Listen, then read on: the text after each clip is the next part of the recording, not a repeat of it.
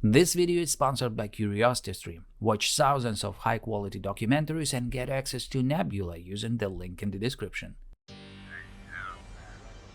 All of a sudden, a small dot appeared in the sky and then, quickly increasing in size, rushed down towards the shooting range.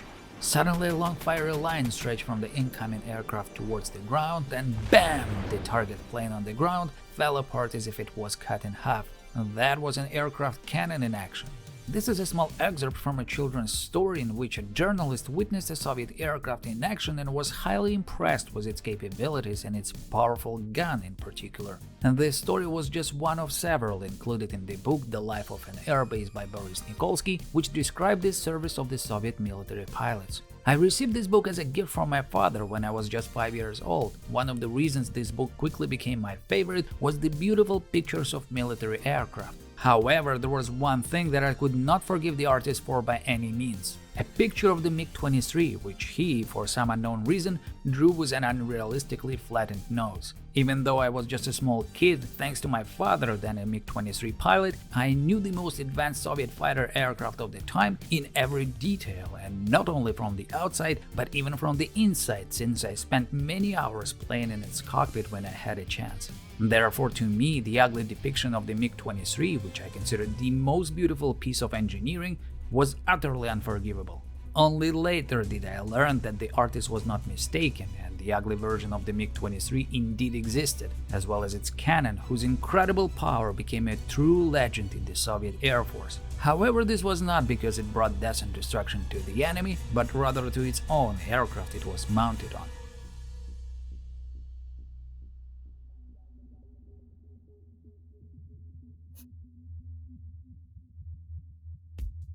I bet if I ask you about a big aircraft gun, most of you will name the GAU-8 Avenger, and this is not surprising at all. This enormously powerful aircraft cannon and the difficulties with its installation on the A-10 Thunderbolt is indeed one of the most famous and fascinating aviation stories. But it is less known in the Western world that a few years before the A-10 with a gigantic GAU-8 entered service, there was yet another case of arming an aircraft with a big and powerful gun. One might even say with a gun even more powerful than the GAU-8 itself. Where did it happen? You're watching Paper Skies. Of course it happened in the USSR. What makes the Soviet story so interesting is that unlike the Americans, who basically designed the A-10 aircraft around a big gun, their Soviet counterparts were doing the opposite. They took an already existing fighter aircraft and built an enormously powerful gun for it. It's no surprise that the difficulties they encountered appear to be quite unique, to say the least. But first, let's start with the story of the aircraft, which is also a bit unusual.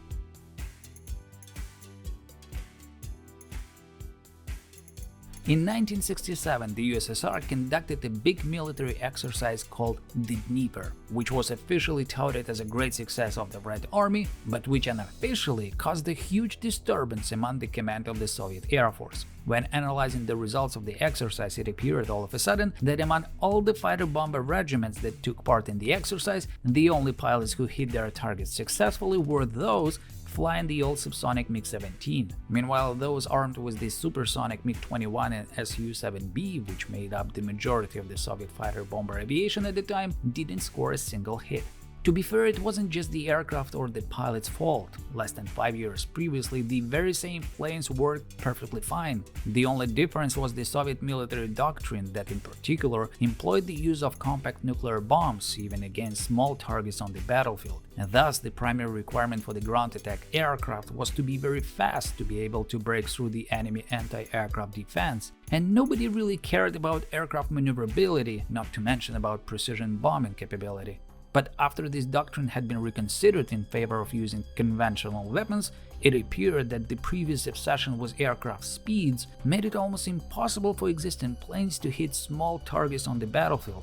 With the imperfect targeting systems, those few seconds that pilots had when flying at high speeds over the battlefield were most of the time simply not enough for him to find, identify, and hit ground targets. All that, plus the analysis of the recent American experience in Vietnam, led the Soviet Air Force to urgently announce a competition for a new ground attack aircraft with quite unusual requirements. These stipulated that the new aircraft must fly supersonic so as to be able to break through enemy air defense, but upon reaching the battlefield, the aircraft should also have good maneuverability at low speeds, so to better attack ground targets. The idea of such an aircraft was indeed a good one, apart from the fact that the requirements set by the military from the point of aerodynamics simply contradicted each other. In this case, the key issue became the wing of the future aircraft. The thing is that if you want to have high maneuverability at low speeds, the best solution would be a thick, long and low sweep or even a straight wing. But at the same time, the drag force created by such a wing will not allow the aircraft to reach supersonic speed, for which the aircraft would need a thin, short and high swept wing. The Soviet military most likely understood the complete contradiction of their requirements, but at their disposal was something way more powerful than the laws of physics: Soviet engineers. After all, they are communists, thought the Soviet military. They'll figure out something, and they sent a request for a new aircraft to several design teams, including the Bureau of Mikoyan and Gryazev.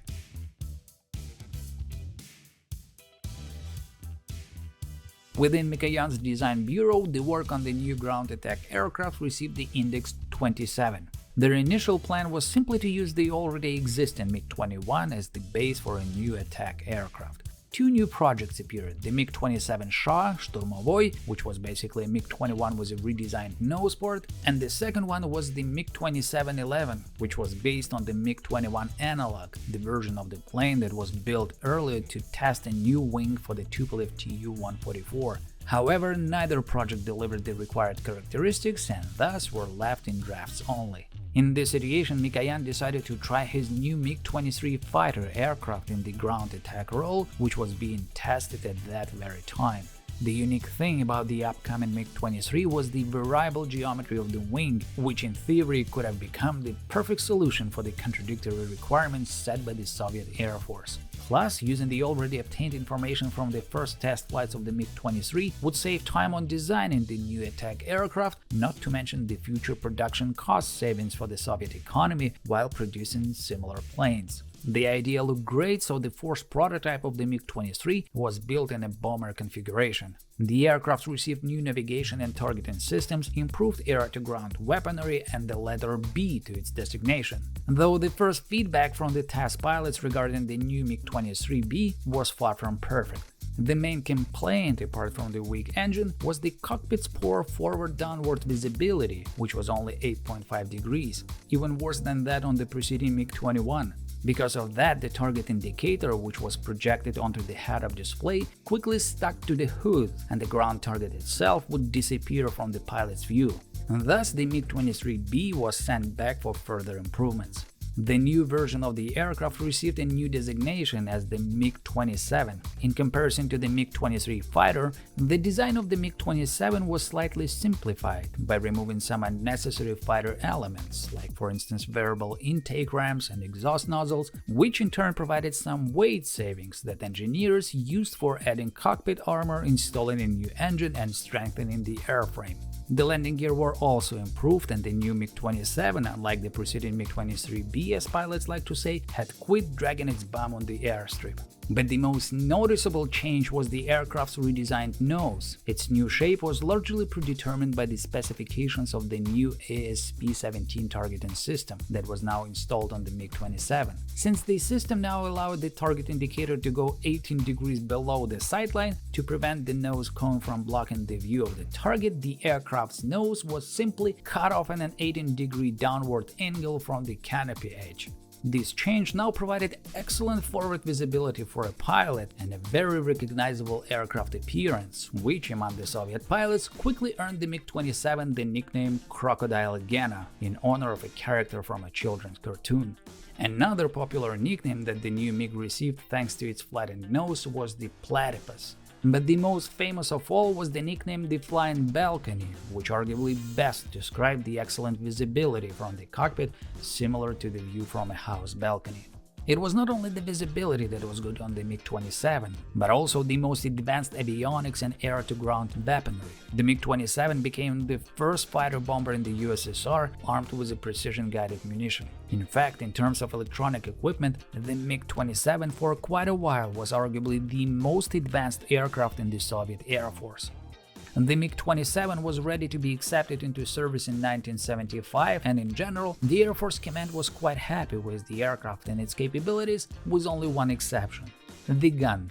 The thing is that the standard at the time, the 23mm aircraft cannon, was now considered by the military as insufficient to successfully fight the new generation of NATO's armored vehicles. Moreover, the Soviet Air Force Command wanted the aircraft with a gun that would be able to penetrate the armor of the soon-to-come American M1 Abrams tank.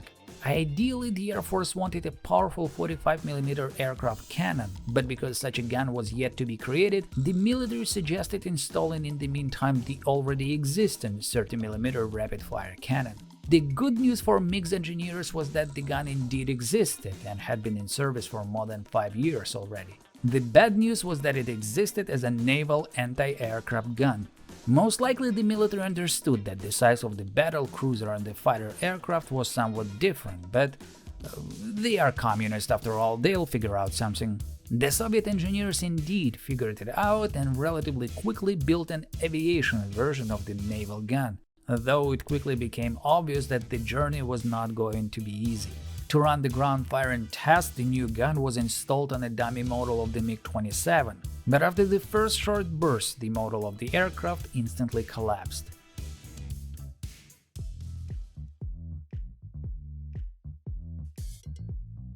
For the MiG-27, the transition from the 23 to 30mm caliber promised huge advantages. The much heavier weight of the projectile would not only allow almost triple the amount of explosive, but would also significantly improve the ballistics and accuracy of the gun as well as its armor penetration capabilities. And thus, the Air Force Command made a decision to replace the standard MiG-27's 23mm gun with a new 30mm multi-barrel rapid-fire cannon, which would provide the aircraft with a 4 times increase in the rate of fire and a solid 1-second burst mass. As the base for the new 30mm aircraft gun, engineers used the Naval Anti-Aircraft Artillery System A-10 that was designed in 1964 by 2 prominent Soviet weaponry engineers, Vasily Gryazev and Arkady Shipunov. While working on the Soviet multi-barreled aircraft gun, they were aware of the existing American 20mm M61 Vulcan, but only in general, without knowing specific technical details. And even if they had known, as Shipunov later recalled, the level of development of Soviet technology wouldn't allow them to replicate the American gun. That is why the Soviet engineers decided to go their own way. Unlike the American multi-barreled M61 Vulcan, in which the barrels are set in motion by the external electrical engine, the Soviet guns employed a gas-operated system that utilized the energy of the firing rounds to rotate the barrels. Each approach has its pros and cons, but the Soviet one provided their guns with 2 major advantages: significantly higher rate of fire and, in comparison to the American guns, much lighter weight, since additional electrical engines were not needed. In 1975, the new Soviet gun was accepted into service under the designation GSh-6-30. The new gun had truly impressive characteristics and demonstrated absolute superiority over most Western models existing at the time, and in some areas even over those that would appear later. Even in comparison with the all-famous 30mm Gao-8 Avenger, which entered the service 2 years after the GSh, the Soviets' gun's significantly higher rate of fire and thus heavier 1-second burst mass made it possible for the Soviets to claim that GSh-6-30 was more powerful than its American counterpart.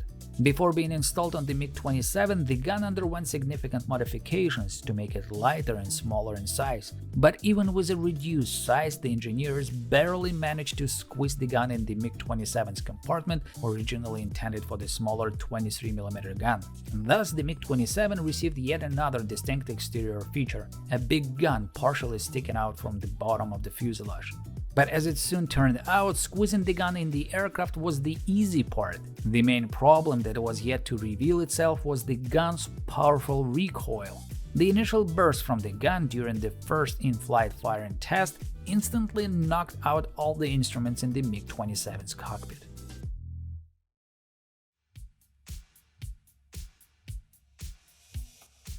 Firing the GSh-6-30 did not leave anyone indifferent. Even the sound of its burst was unlike that of an ordinary gun. Just one short and deafening rolling blow, which in a couple of seconds launched a 100-kilogram burst towards the target. Those present during ground tests recalled an instinctive urge to duck and cover their ears with their hands every time the gun was fired. So impressive was the effect. Military pilots were no exception either. The rolling thunder that in a second threw out 100 shells and the thrilling vibration of the recoil that pulsed through the flying machine provided an incomparable feeling of the enormous power in your hands.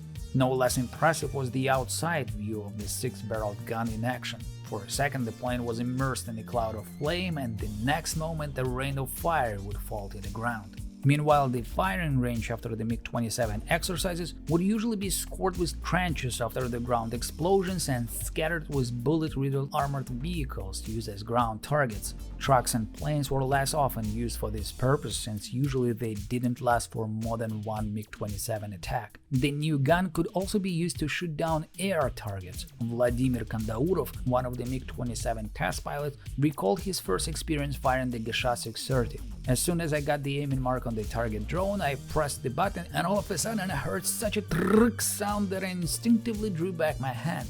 The aircraft shook violently and almost stopped in the air because of the gun recoil. The target drone in front of me instantly shattered to pieces. For a brief moment I froze with amazement and admiration. What a caliber! What a beast!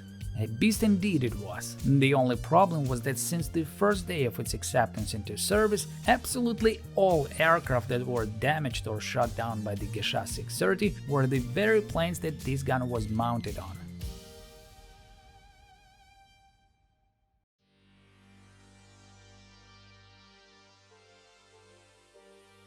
Unfortunately, despite various improvements that were made to the gun and the MiG-27 airframe, the engineers did not succeed in countering the destructive recoil of the enormously powerful gun, which basically was installed on a relatively light fighter.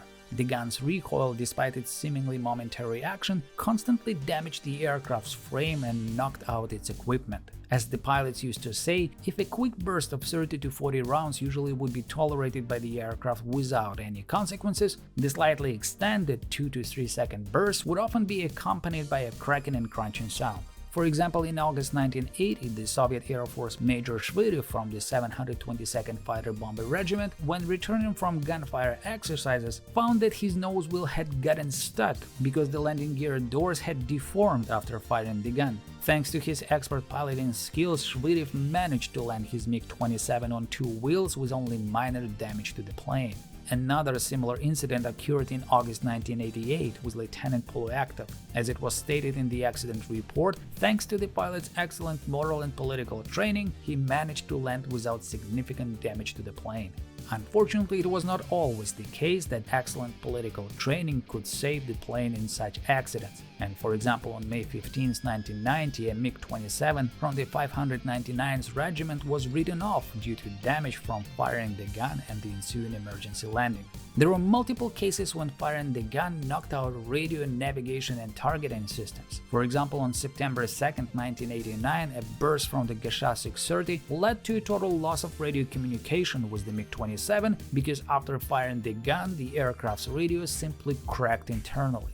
In January 1989, in the 58th Regiment, firing the gun caused a short circuit with almost complete loss of power and failure of the aircraft's stabilizer, flaps and landing gear controls. A week earlier, in the 266th Regiment, the MiG-27 returned from a flight without its canopy. The gun recoil released the canopy's emergency locks and the incoming air jettisoned the canopy. However comical this may sound, it can't be the case that occurred on March 29, 1989. When exiting a dive after firing the gun, the whole instrument panel fell off on the pilot's lap. Holding the panel with one hand, the pilot somehow managed to land his MiG. More than once, the burst from the GSh-6-30 made the cockpit head-up display crack, not to mention the aircraft's landing lights, which always shattered to pieces after firing the gun. It happened so often that eventually the replacement of landing lights with plastic flags was included in the pre-flight procedures before each gunfire exercise. This not only added 2 extra hours of work for the ground personnel, but also an additional requirement for multiple spotlights to illuminate the airstrip if the exercise took place at nighttime. Another big problem was the overheating of the gun, which occasionally could cause an ammo explosion in the barrel, which in turn could lead to catastrophic consequences. Whereas in April 1999, a pilot from the 39th Air Division, despite a severely damaged fuselage and shattered canopy, managed to land his MiG-27, 3 months earlier a pilot from the 16th Air Army had to eject since the ammunition explosion damaged the fuel system and oxygen tank, which caused a fire and the destruction of his MiG in the air. Eventually, because of the constant negative effect of the GSh-6-30 recoil, the gun's rate of fire was reduced from 6 to 4,000 RPM, though this didn't fix the problem completely. Even worse, now it took away the only remaining argument for the Russians to claim that their aircraft gun was somewhat superior to the American GAU-8. Military history knows many examples where bigger doesn't necessarily mean better, and the MiG-27 with the GSh-6-30 obviously became yet another one. It is believed by many pilots that the decision to install the GSh-6-30 on the MiG-27 was arguably a mistake, though nothing was done to replace an excessively powerful gun with something more appropriate. Thus, firing the GSh-6-30 officially remained one of the risk factors when flying the MiG-27s through all the years of its military service in the Soviet Air Force, where its lasting impact surprisingly appeared to be quite insignificant and mediocre. If its fighter version, the MiG-23, eventually earned in combat the nickname Vulture, the MiG-27 until its very last days remained the good old Crocodile Gana, which arguably wasn't really fair to an aircraft with such capabilities. Without any exaggeration, the MiG-27 was the first true Soviet aircraft to have avionics and equipment at a level comparable to NATO planes, and in some areas even outperforming them. Armed with enormously powerful guns, so to become a flying can opener against NATO armored vehicles if the Cold War turned hot, the Soviet MiG-27s fortunately never saw the war they were actually meant for. And if you ask me, the fact that the MiG-27 went down in the history of aviation not as a flying death machine but as an aircraft that shot itself down with its own gun truly makes me happy. And not because the story of the MiG-27 sounds hilarious. Okay, and because it is hilarious. What is interesting is that in the history of the Soviet Air Force, the story of the MiG-27 and GSh-6-30 wasn't just an isolated episode of pairing a small fighter aircraft with a big gun. In fact, they made multiple attempts, and the first one took place in the 1930s when the Soviets tried to arm their fighters with aircraft guns of calibers that sound simply insane for aviation of the 30s, like 45, 76 and even 152 mm. The results that they got were, let's say, they were quite unique in the Soviet way. If you want to learn more about big guns in the Soviet Air Force, check out my video about crazy Russian experiments with high calibers in the 1930s, which is now available on my streaming service Nebula. Nebula is a place where top educational creators upload new videos every day and where you can enjoy videos without advertisement or sponsor messages. The best part of Nebula is that it is absolutely free when you sign up for CuriosityStream, a streaming service with thousands of award-winning documentaries, like one of the recent editions, Blood Money Inside the Nazi Economy. It's been discussed so many times that to start the war, Hitler first built one of the strongest armies in Europe, but it's not that often that we are given a detailed explanation of where Hitler got the money to build his army. Click the link in the description to activate a 26% discount and get both CuriosityStream and Nebula for less than $15. And if you're still hesitant, for a limited time only until December the 24th, the code PAPERSKIES will give you a holiday discount of 42%. I know my English is not perfect, so I repeat, it is 42%. Click the link and get an entire year for both CuriosityStream and Nebula with a 42% discount by going to curiositystream.com/paperskies and using the promo code PAPERSKIES when you sign up.